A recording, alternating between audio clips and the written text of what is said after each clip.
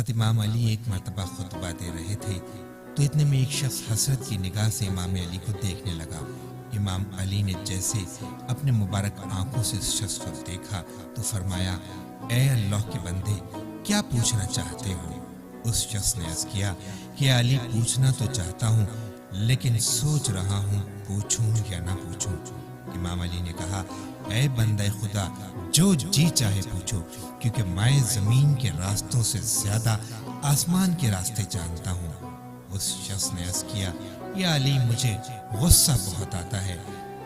मैं दिल का बुरा नहीं हूँ, लेकिन बस इसी वजह से मेरे दोस्त रिश्तेदार सब मुझसे दूर हो गए हैं।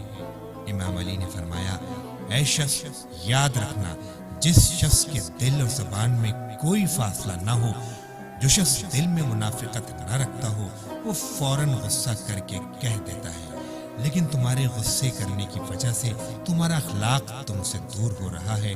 और याद रखना, हर रिश्ता अखलाक से जुड़ा है। अगर तुम्हारे अल्फाज मीठे नहीं, अगर तुम्हारे लहजे में मोहब्बत नहीं, तो कोई भी तुम्हारा नहीं होगा। बस ये कहना था कि वो शख्स रोने लगा। हज़रत इमाम अली ने कहा, तुम रो नहीं।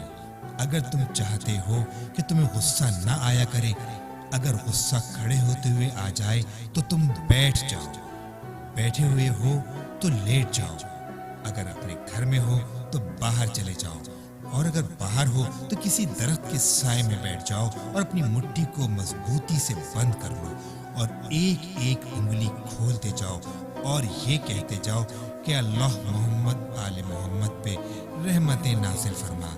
जब तुम्हारी पांचों उंगलियां खुल जाएं तो देखना तुम्हारा गुस्सा खत्म हो जाएगा इंशाअल्लाह।